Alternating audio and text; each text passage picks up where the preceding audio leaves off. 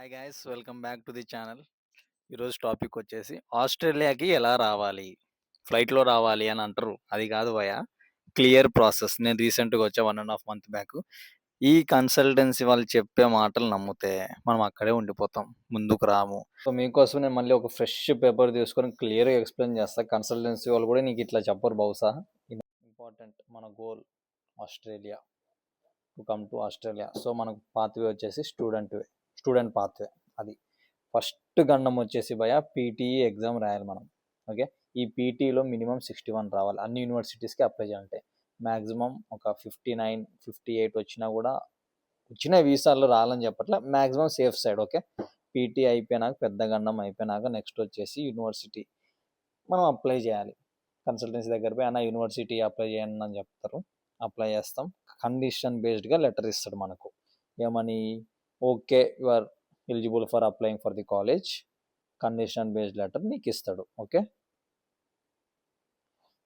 Third step వచ్చేసి ఈ condition based letter తీసుకెళ్ళి మనం లోన్ అప్లై చేస్తాం. ఈ లోన్లో వచ్చేసి 2 types ఆఫ్ లోన్స్ ఉంటాయి. ఓకే, ఫస్ట్ వచ్చేసి బ్యాంక్స్లో తీసుకోవచ్చు మనం. ఈ కొలెటరల్, నాన్ కొలెటరల్ అది వేరు, ప్రతి దాంతో తీసుకోవచ్చు. దీని తర్వాత ఎన్బిఎఫ్సిస్ అని ఉంటాయి. సో బ్యాంక్స్ అంటే ఏంటంటే SBI, union bank, IDBI. So government sector, PSU banks ఉంటాయి కదా, ఆ సెక్టార్లు. ఎన్బిఎఫ్సిస్ అంటే non banking financial institutions. In the way suppose మనం వడ్డీకి తీసుకొస్తాం కదా బయటికి, ఆ విధంగా. దీంతో వచ్చేసి ఫస్ట్ వచ్చేసి హెచ్డిఎఫ్సి క్రెడిల్లా. ఓకే, ఈ హెచ్డిఎఫ్సి క్రెడిల్లా కూడా ఇప్పుడు డిఫరెంట్ అయినాయి. చాలా మంది తెలియదు, అది కూడా, అది వేరే విషయం, వదిలేసేయండి. దాని తర్వాత అవాన్సే, ఆ తర్వాత పూర్ణవాలా, ఇంకా చాలా ఉన్నాయి ఇట్లా ఎన్బిఎఫ్సిస్ బ్యాంక్స్లో. సో ఇక్కడ మైనస్ పాయింట్ ఏంటంటే ఎన్బిఎఫ్సిస్లో బ్యాంక్స్, ఫర్ సపోజ్ నీకు 40 lakhs లోన్ శాంక్షన్ అయిందనుకో, నీకు ఎంతైతే అవసరమో 15 lakhs వాటి వరకే నీ అకౌంట్లోకి వచ్చి పడి నీకు వాటి వరకు వడ్డీ పడుతుంది. కానీ పిఎస్యు బ్యాంక్స్ కాకుండా ఎన్బిఎఫ్సిస్లో ఏమైందంటే నువ్వు 40 lakhs తీసుకున్నావు, ఫ్రమ్ ది డే 1 ఇన్సెల్ఫ్ 40 lakhs అనేది నీ అకౌంట్లో పడిపోతాయి. సో ఆ 40 lakhsకి వడ్డీ డే 1 నుంచే పడుతుంది.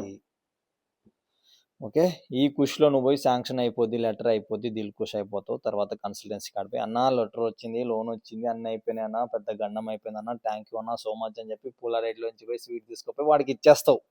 వాడిప్పుడు ఏమంటాడు చెప్పానా? అన్నా లోన్ వచ్చింది కదా, ఇంకా చాలన్నా, ఇంకా జీటీ ఇంటర్వ్యూ పోదామన్నా అంటాడు. ఈ జీటీ ఇంటర్వ్యూ పోయాం. జీటీ ఇంటర్వ్యూలో ఏమడుగుతారు? Why this university, why this course, why Australia, will go back to your country, అది ఇది సోది మాట్లాడిన అడుగుతారు. ఓకే ఓకే చెప్పి సో చెప్పచ్చు, అయిపోద్ది. దీని తర్వాత అన్నీ అయిపోయినాక అన్కండిషనల్ లెటర్ ఇస్తాడు. ఓకే, అన్కండిషనల్ లెటర్లు ఏమవుతుందంటే నీ ఫీజు ఎంత, నీ స్కాలర్షిప్ ఎంత, 25%, 10%, 5%, మొత్తం డీటెయిల్గా ఇస్తాడు. ఎంత కట్టాలి, అది కట్టాలి, ఇది కట్టాలి. ఇది అయిపోయినాక మనం ఏం చేయాలంటే ఫీ పే చేయాలి బాయల్కి. ఇంకా ఇండియా నుంచి ఒక యాప్ వేసుకొని, లేదంటే నీ లోన్ ఇచ్చిన వాడు చెప్తే వాడు నీకు ఇండియా నుంచి ఆస్ట్రేలియాకి నీ ఫీ పేమెంట్ చేసేస్తాడు, అయిపోద్ది. ఫీ పేమెంట్ అయిపోయినాక సిఓఈ అని ఒకటి ఇస్తాడు.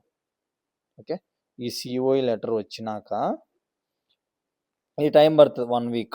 ఈ లెటర్ వచ్చినాక ఏం చేయాలంటే వీసా అప్లై చేయాలి. ఓకే, ఈ వీసా అప్లై చేసే లోపు ఈ సిఓఈ ఇన్ మీకు 1 week టైం ఉంటుందిగా, ఈ వీక్లో ఏం చేయాలంటే మెడికల్స్కి వెళ్ళిపోవాలి. ఈ మెడికల్స్ వెళ్ళేటప్పుడు ఒక అకౌంట్ చేస్తారు వాళ్ళు, ఇమ్మీ అకౌంట్ అని. ఇమ్మీ అకౌంట్ అంటే ఇమిగ్రేషన్కి నీ డేటా అంతా వెళ్ళిపోద్ది. ఏమన్నా ఫర్ సపోజ్ ఏం జబ్బులు ఉన్నా, లేకంటే ఏమన్నా అయినా ప్రాబ్లం ఏమన్నా వాళ్ళకి వెళ్ళిపోతుంది అంతే. నీ క్లియర్ డేటా అంతే, నీ తీసుకున్న మెడికల్ శాంపుల్స్ అన్నీ కూడా నీకు ఏమి ఇయ్యరు, డైరెక్ట్గా ఎంబసీకి వెళ్ళిపోతాయి. దాని తర్వాత ఈ సిఓఈ లెటర్ వచ్చినాక వీసా అప్లై చేసి ఇంకేం లే, మనమంతా చిలుకూరు బాలాజీ టెంపుల్ పోయి దండం పెట్టుకొని హ్యాపీగా, టెన్షన్తో ఆ 21 రోజులు నీకు నిద్ర రాదు, హ్యాపీగా ఉండలేవు. దాని తర్వాత కథ తర్వాత. జై హింద్. ఇది భయ ప్రాసెస్. ఇంతవరకు నేను చెప్పింది జస్ట్ నార్మల్ ప్రాసెస్, ఎలా రావాలి ఆస్ట్రేలియా కానీ. నెక్స్ట్ వచ్చేసి ఐటీ రిటర్న్స్ గురించి చాలా మంది మెసేజ్ చేస్తుంది, దాని గురించి మాట్లాడతాం. Thank you. జై హింద్.